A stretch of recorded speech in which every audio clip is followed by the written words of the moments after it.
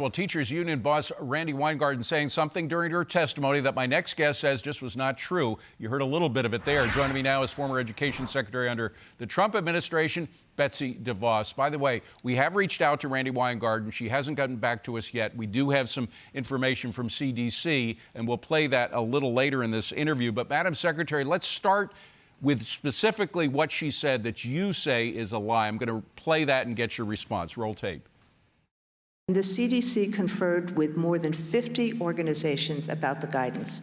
But before the CDC, and frankly, neither the president at that time nor Betsy DeVos would confer with us. Is that true? That's absolutely false, David. Randi Weingarten and all of her allies never reached out asking us to meet with them. In fact, they were very averse to us meeting with them. And, you know, it's interesting, during her testimony, Randi claimed that she's 65 and she can't remember a lot of things. Well, I'm also 65, and I remember clearly all the work we did to try to help schools reopen and all the work that she and her allies did to keep schools closed. Now, you say she was averse to meeting with members of the Trump administration, you in particular. Did you reach out to her and she rebutted you? We reached out to superintendents across the country regularly. We were in constant communication with all of those who are charged with providing schools, supervising schools. And so not reaching out to her, she's a political organization. But if she had asked for a meeting and asked to confer, we certainly would have done that. If you remember, early on in my term, the very first day in office, the head of the NEA said she would never meet with me ever in person. And she never did, never ever expressed any interest. These are political organizations. It's very clear from all of their actions during the pandemic that they were holding kids hostage to political demands, taking advantage of a pandemic, of a crisis, to meet the demands that they had. Look at the what the LA teachers unions demanded, what the Chicago's teachers union said about reopening schools. It was one thing after another, extorting to get more and more money, more and more power and influence over the system that they control.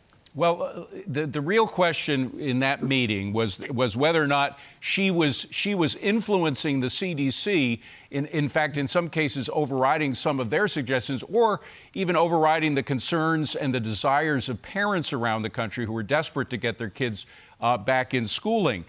We do have some emails that were uncovered showing that as shortly after the Biden administration came in early February 2021, the CDC was contacted first by the White House on February 7th about coordinating press releases and plans on school openings with the teachers' unions, Randi Weingarten in particular. 4 days later, the CDC did respond to that. They acted quickly when they got the letter from the White House, sending a letter out to Randi Weingarten of the AFT and other unions, the NEA, et cetera, setting up these meetings. So it does look like the White House applied political pressure to the CDC to get Randi Weingarten and other unions in the mix.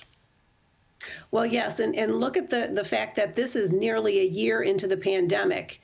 And we were talking in the spring and summer of 2020 about how to safely reopen schools. There was every evidence and there was every reason to get kids back in school in the fall of 2020. And the reality is that Randi and all of her allies kept dragging their feet, kept finding excuses to not reopen schools, particularly in Democrat-controlled, union-heavy cities and states where the kids who can afford to be out of school the least are the ones that were harmed the most. Now, as we said earlier, we did reach out to the White House and the CDC about the emails that we just showed. They were obtained, by the way, by the Americans for Public Trust through a FOIA request. The CDC did get back to us. Here's what they said in part, quote, "For the development of the school guidance, CDC sought input from 14 organizations with an interest in the implementation and applicability of the guidance." And they added that these collaborative conversations resulted in nearly 2/3 of schools returning to full in-person learning by May 2021. Well, that may be true, but that was at the end of the school year, right? If you start opening in May 2021, that essentially means you've written off that school year. Yes, absolutely. And let's be clear, the entire time during our administration, when we were dealing with this, the CDC was very doing the same kind of work. And, the head of the CDC then, Dr. Redfield, was very open about, I will come to any school district, I will work with any superintendent, I will help anyone who wants to address how to, address specific things in your specific situation. And the reality is that Randi and all of her allies kept saying, no, we're not going to listen. We're not going to actually deal with this. And they kept making excuses, holding kids hostage, and ultimately getting $190 billion for COVID relief, most of which has not even been accessed today. Yeah, that was specifically for K through 12, so that would have been under the purview of what Randi Weingarten and other teachers' unions are concerned about. Madam Secretary, thank you for responding. Really appreciate you coming in today.